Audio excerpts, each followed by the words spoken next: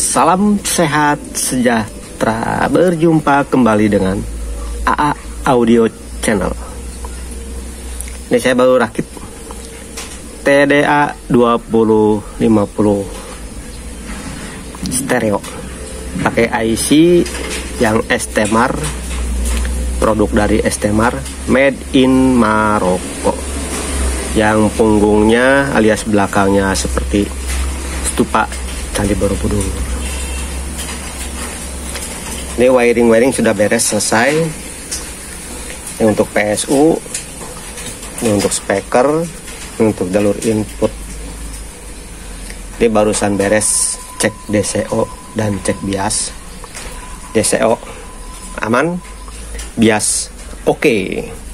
Tuh, saya sampai pakai dua multitester, digital dan analog, supaya benar-benar yakin sekali cek-ceknya. Ini saya mau pakai buffer ya, digabung buffer stereo. Ini sudah saya wiring tuh, output buffer stereo sudah masuk ke input, dan jalur input sudah masuk ke konektor jack RCA. Ini PSU utama untuk ke power chip M, ini PSU untuk ke buffer. Ternyata kabel Upserm ini produknya dari Kanare, made in Japan ori, bagus banget buat PSU aksesoris. Oke, sebelum dilanjut, silakan yang belum subscribe dulu, dan jangan lupa tekan juga loncengnya supaya besok-besok dapat notifikasi kalau AA Audio Channel mengupload video baru. Yang sudah subscribe, like, comment, share, dan order, saya ucapkan banyak-banyak terima kasih. Oke, dilanjut lagi. Ini komponennya lumayan ya, lumayan kelas menengah lah, kelas medium lah. Ini udah komplit. Jadi nanti kalau yang order mau ganti IC pakai IC Gain Clone LM1875 tanpa diganti komponen pun sudah oke. Bisa langsung cabut ganti pakai LM1875 yang ori, mantap.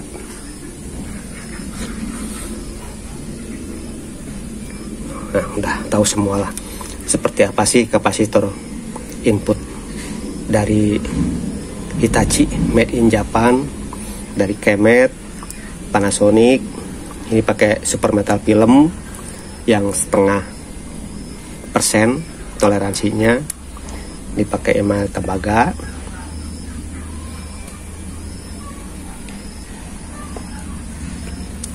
Buffer stereo pun sama, pakai Panasonic, pakai 0,5% toleransinya. Ini pakai produk Kavin. Nah, ini IC-nya yang bagus nih, LM 358. Produknya dari STMal, made in Malaysia. Ini sudah include IC regulator 7815, 7915. Jadi bisa langsung digabungin ke PSU utama. Jadi nggak usah rakit lagi PSU simetris untuk buffernya, untuk aksesorisnya langsung aja. Ini saya pakai 100 kilo stereo buat volumenya. Tadi saya cek DCO dan bias, disuplai pakai 18 PACCT 3 ampere. Ternyata mantap. Saya standby 1 jam, saya pegang gini nggak panas sama sekali, tanpa speaker, tanpa input, tanpa beban ya. Saya standby terus, di on. Ini saya pakai PSU konvensional, cuman pakai dioda kitrok, kapasitor 100 nano yang pakai Panasonic. Dan ini elko-nya cuma 2, produk dari CDE, made in USA.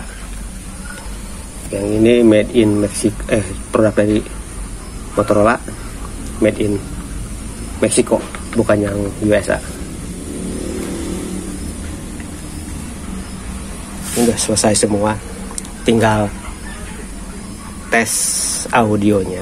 Seperti apa sih suara TDA 2050 stereo?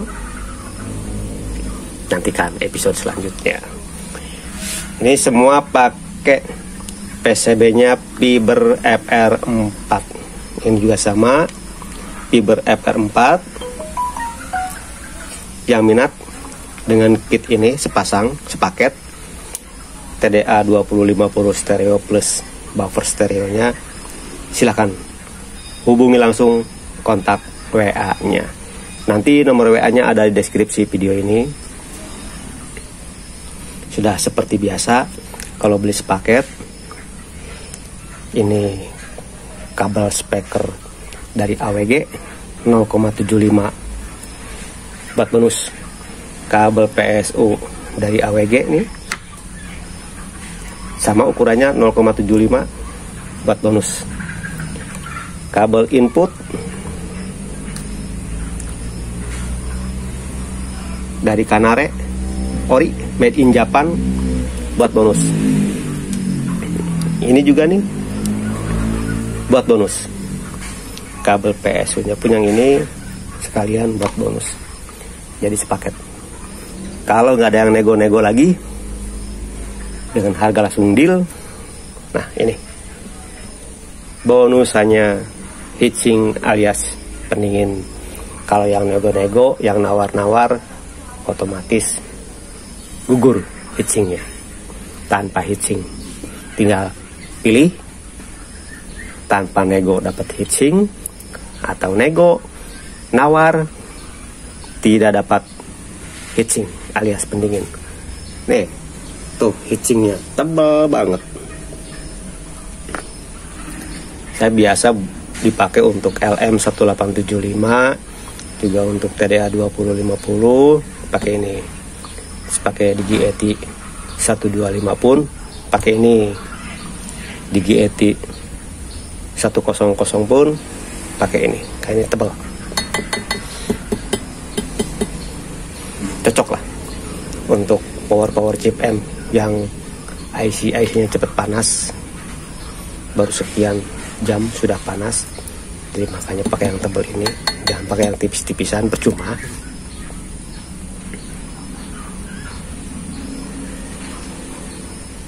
Oke, sampai di sini dulu video tentang wiring kabel dan cek DCO plus bias sudah beres semua. Sampai berjumpa lagi nanti di episode selanjutnya, yaitu tes audio, tes dan uji coba kelayakan audionya seperti apa.